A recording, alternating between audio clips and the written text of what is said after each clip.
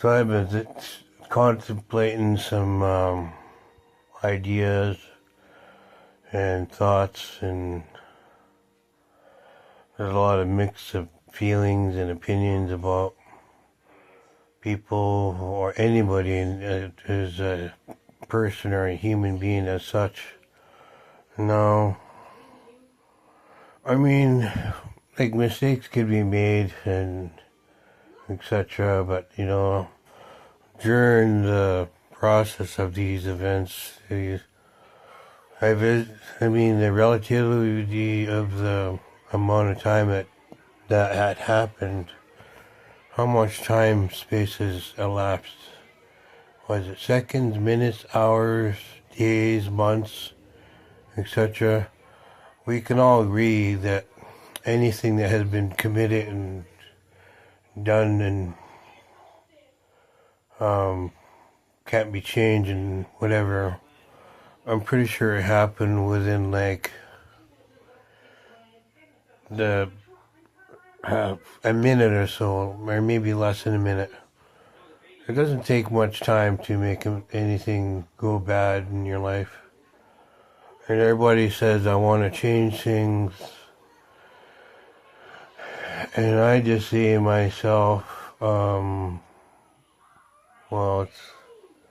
change is something, forgiveness is another, regret is forever, and my opinion is,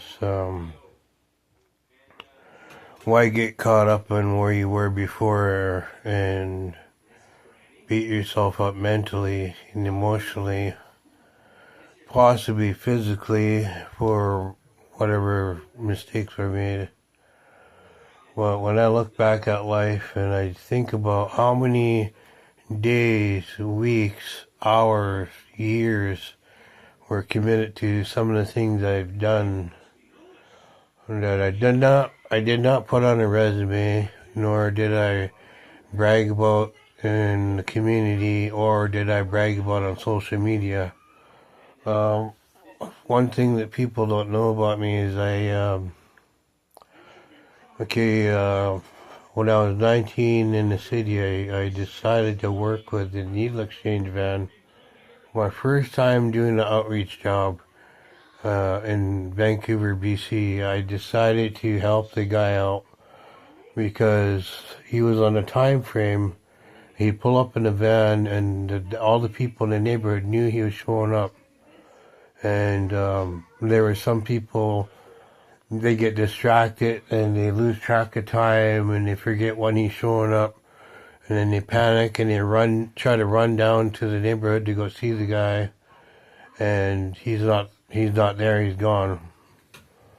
So one day I was sitting there thinking, I was like, I've been coming across the people all over the city, and the building I live in has substance abuse problem in there, and there's quite a few floors that were doing this, and I was thinking to myself, if I decided to say I would like to help out the guy with the van, and so I did. I approached him one day and I said, listen, sir, a lot of people depend upon you. I know you're on a tight frame for time-wise because you got to go do various parts of the city and help out and deliver your clean paraphernalia for the people that are suffering and using, etc. So I said to him, I got a proposition for you. And he said, yeah, what's that? I said, I'd like you to get a plastic tote. I want you to put all your gear into that box for me, and I want you to give me enough supply to last me a month or a week or whatever you can afford to spare. And so why would I want to do that? I said, I'll say, for one, a lot of people miss you because you are only here for a short time, and the building I live in has a lot of people that do this stuff. So that's how I first started off. So he agreed upon doing this for me, and I told him when he was doing this with me, I said, you don't have to give me cash, but if I'm successful, consider maybe give me a position on the street as a worker. And we never got around to making that discussion again, but I kept coming back to the van for more gear, because what I did is I knocked on all there's 10 floors in my building, and what I did is I knocked on all the doors, and so if somebody was home, I'd speak to them, and if they weren't home, I'd leave a note on the door and tell them to come to my room and talk to me. And so that's how I got it started. So I didn't have to walk around in the street or set up a table on the street. Everybody that lived in that building that I lived in at the time would knock on my door and say, hey, I need this, I need that. And I'd say, great, here you go. I hand them what they need and what they want. And I took care of my building. And then he was saying that some of the people that were doing the ejection part were failing to bring their syringes back. So during the time I lived in the city, there was what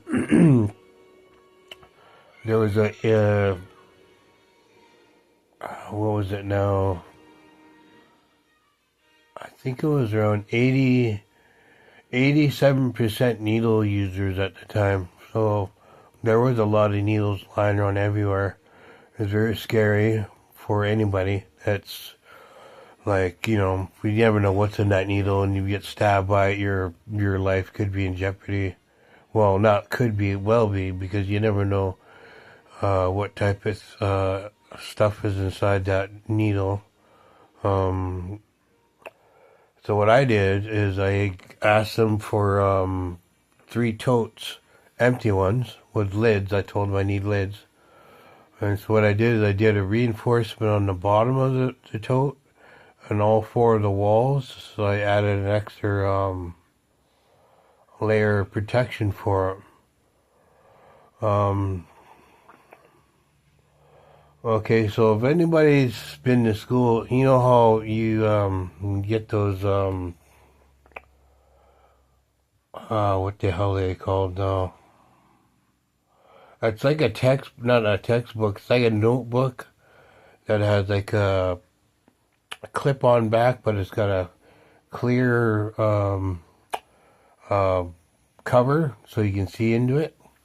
So what I did is I went to the school supply place, and thank God they were cheap at the time when I lived in the city. It was only like $1.99 a book. So what I did is I bought a whole schwackload of them.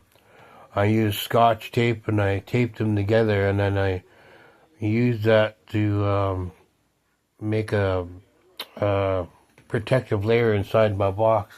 So when I put all the needles inside the box, they would not pierce the box at all, because that clear plastic I put inside there, apparently it was shank-proof. The company that designed the notebook for the school came up with the idea of making this material penetration-proof. So when I put the liner on the rubber tote with those see-through covers, we made all the totes shank-proof. So when I dropped all the syringes in there, not one of them pierced outside the box. So, and I even put it on the lid too, so it secured the lid. So needless to say, I made the biggest Sharpie box back in the day. Homemade, mind you, because they didn't have any Sharpie boxes designed that big. So what I did is I cleaned up my building and the alleyway from the building I live in, and I brought them 3 totes back and fully packed with used syringes. And he looked at that and he's like, oh my God, where did he get all these?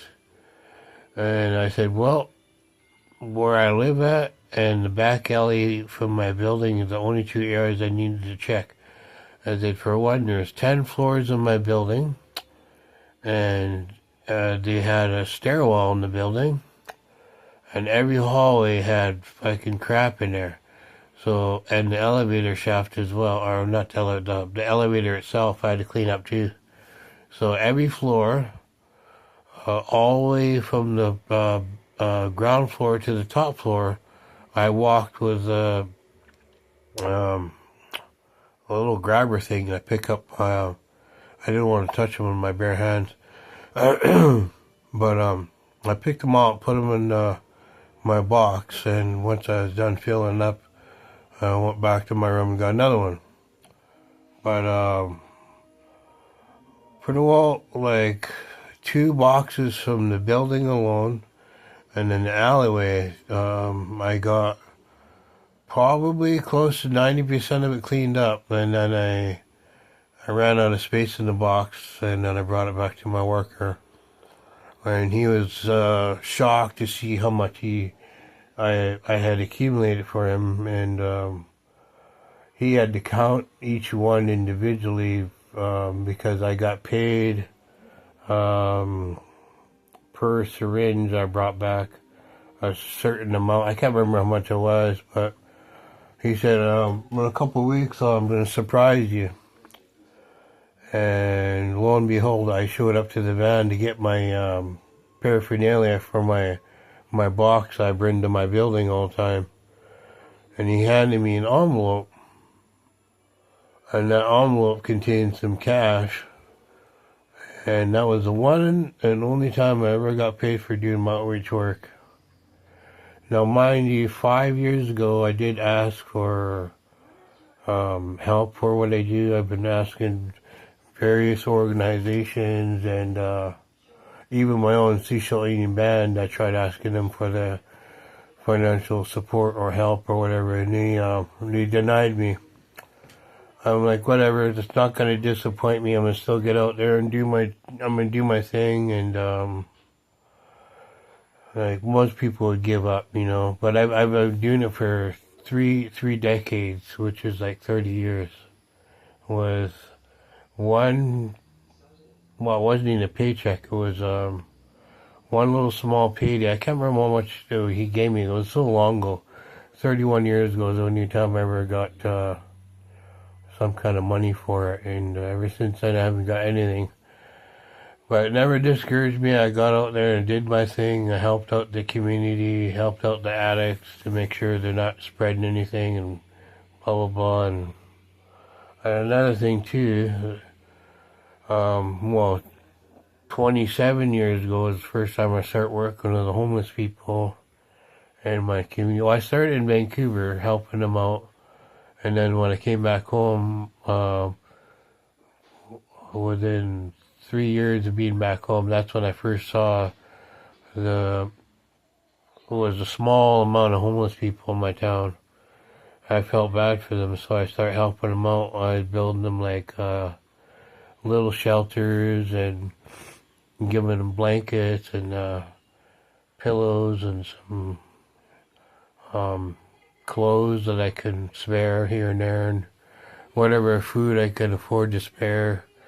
I was doing what I could to help them, and the most stressful time about working with the people like that, it was the winter time. It was mind blowing for me to think, how can I get them through the winter time to see springtime, to survive this element of cold. And what you know is you can turn into a meat popsicle in the wintertime. So, needless to say, it was the most stressful time of my life. It was working with these people and making sure they were going to survive. And that's another thing that, well, I don't think there's a job that provides you with financial income for helping the homeless people. And if there was, there would be people making money working with them, you know, helping them out. The community at large has never favored them, has never been on their side, and has never really done much for them. They hate them, really. well, in my town they do. They picked on him for quite a long time in the past. Okay, so probably past 2 years, they finally calmed down and stopped abusing on him. And also the police are the one of the other main culprits of being assholes to them. They finally came to reality, I guess, in their mind, or whatever, like how selfish and low they look by picking on people that have nowhere to live, really. Like, you're gonna put on your uniform and, like, pick on these people when they got nothing to live for, really. I mean, their hope and whatever is hanging by a thread, and you over there antagonizing them, whatever that thread breaks. What could happen? They can go insane, they can go crazy, suicidal, you never know where it may go. But just know you're going to be the one that's going to be the cause of that whole, like, domino effect that they're holding on to life at the end of its road almost where they're at. You're over here being a bully and you're picking on them. Like, come on, bro. Like, you have no morals or respect for humanity.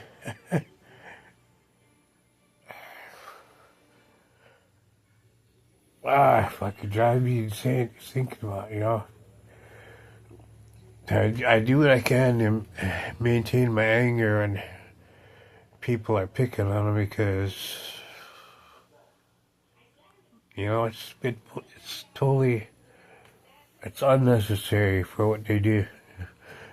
And, I just had to throw that out there and let people know that, there's a lot more than that you don't know. And if you don't know, now you know. Well, I just wanted to share that to my thoughts and my opinions of what I've been doing in my life, and I wanted to share with you guys. Please give me some comments, and I'll respond back to them. And if you can, subscribe to my channel, help support me. And don't be afraid to give me some ideas of what you would like to see on my channel. I'll be more than willing to oblige by whatever you say, as long as it's by reason and by the YouTube community rules and regulations. I'll be able to do these videos. So be mindful of that whenever you make a suggestion or whatever, and I'll gladly oblige by it and show you what you want to see and hear.